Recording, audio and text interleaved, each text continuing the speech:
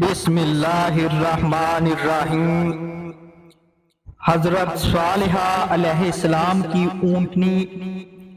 حضرت صالحہ علیہ السلام قوم سمود کی طرف نبی بنا کر بھیجے گئے۔ آپ نے جب قوم سمود کو خدا عز و جل کا فرمان سنا کر ایمان کی دعوت دی تو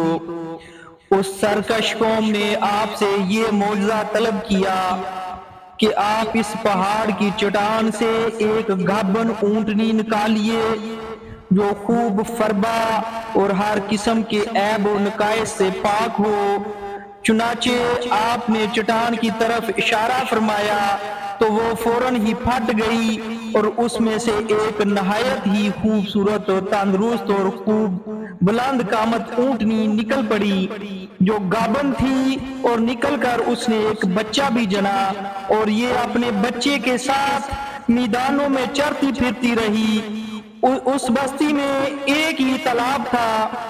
جس میں پہاڑوں کے چشموں سے پانی گر کر جمع ہوتا تھا۔ آپ نے فرمایا کہ اے لوگو، دیکھو یہ معجزہ کی اونٹنی ہے۔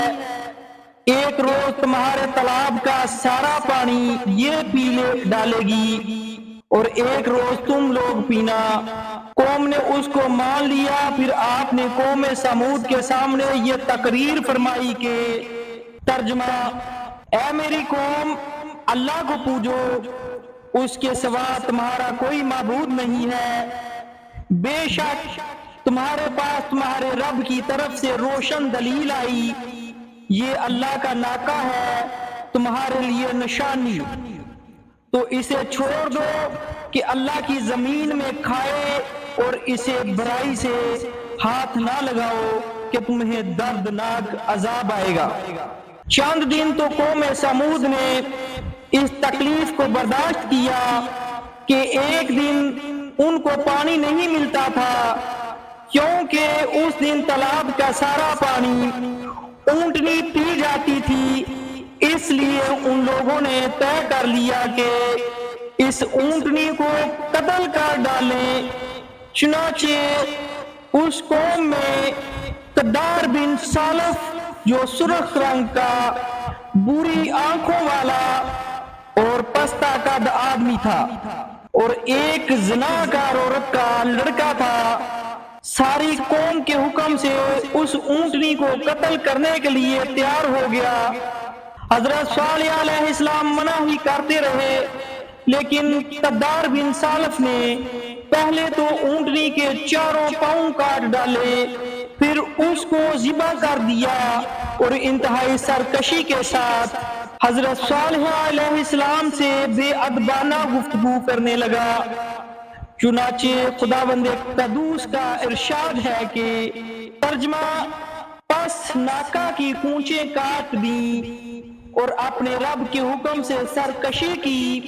اور بولے، اے صالحہ، ہم پر لے آؤ جس کا تم وعدہ دے رہے ہو اگر تم رسول ہو۔ قوم سمود کی اس سرکشی پر عذاب خداوندی کا ظہور اس طرح ہوا کہ پہلے ایک زبردست چنگھاڑ کی خوفناک آواز آئی، پھر شدید زلزلہ آیا جس سے پوری آبادی اتھل پتھل ہو کر چکنا چور ہو گئی۔ تمام عمارتیں ٹوٹ پھوٹ کر تہس نہس ہو گئیں اور قوم سمود کا ایک ایک آدمی گھٹنوں کے بال اوندا گر کر مر گیا۔ قرآن مجید نے فرمایا کہ ترجمہ: تو انہیں زلزلہ نے آ لیا تو صبح کو اپنے گھروں میں اوندے رہ گئے۔ حضرت صالح علیہ السلام نے جب دیکھا کہ پوری بستی زلزلوں کے جھٹکوں سے تباہ و برباد ہو کر اینٹ پتھروں کا ڈھیر بن گئی اور پوری قوم ہلاک ہو گئی تو آپ کو بڑا صدمہ اور قلق ہوا،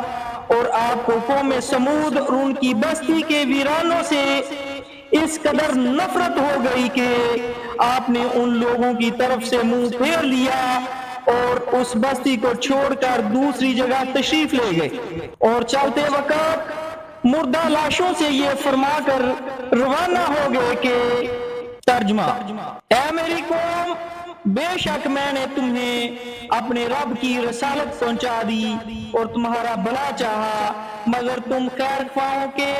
پسند کرنے والے ہی نہیں۔ اس کلام کا خلاصہ یہ ہے کہ قوم سمود کی پوری بستی برباد و ویران ہو کر کھنڈر بن گئی اور پوری قوم فنا کے گاڑ اتر گئی کہ آج تک ان کی نسل کا کوئی انسان روئے زمین پر باقی نہیں رہ گیا۔ درس ہدایت اس واقعہ سے یہ سبق ملتا ہے کہ جب ایک نبی کی ایک اونٹنی کو قتل کر دینے والی قوم عذاب الہی کی تباہ کاریوں سے اس طرح فنا ہو گئی کہ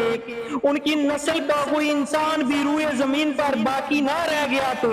جو قوم اپنے ہی نبی کی آل و اولاد کو قتل کر ڈالے گی بلا وہ عذاب الہی کے قہر سے کب اور کس طرح محفوظ رہ سکتی ہے؟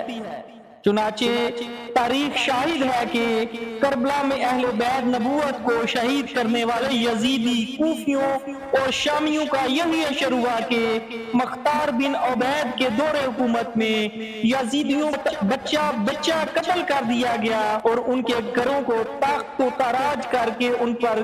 گدھوں کے ہل چلائے گئے، اور آج روئے زمین پر ان یزیدیوں کی نسل کا کوئی ایک بچہ بھی باقی نہیں رہ گیا۔ 1,40,000 یزیدی مقتول۔ حاکم محدث نے ایک حدیث روایت کی ہے کہ اللہ تعالیٰ نے اپنے حبیب صلی اللہ علیہ وآلہ وسلم پر وحی بھیجی تھی کہ قوم یہود نے حضرت زکریا علیہ السلام کو قتل کر دیا تو ان کے ایک خون کے بدلے 70,000 یہودی قتل ہوئے، اور آپ کے نواسا حضرت امام حسین رضی اللہ عنہ کے ایک خون کے بدلے 70,000 یعنی 1,40,000 کوفی و شامی مقتول ہوں گے۔ چنانچہ اللہ تعالیٰ کا وعدہ اس طرح پورا ہوا کہ مختار بن عبید کی لڑائی میں 70,000 کوفی و شامی قتل ہوئے، اور پھر عباسی سلطنت کے بانی صفاح کے حکم سے 70,000 کوفی و شامی مارے گئے، کل ملا کر 1,40,000 مقتول ہو گئے۔ بہرحال یہ یاد رکھیے کہ اللہ تعالیٰ اپنے محبوبوں کی ہر چیز کو اپنا محبوب بنا لیتا ہے، لہٰذا خدا عز و جل کے محبوبوں کی آل و ازواج ہوں یا اصحاب و احباب یا ان سے نسبت و تعلق رکھنے والی کوئی بھی چیز ہو، ان میں سے کسی کی بھی توہین اور بے ادبی سے خداوند قہار کا قہر و غضب ضرور کسی نہ کسی عذاب کی صورت میں ظاہر ہوتا ہے۔ لہٰذا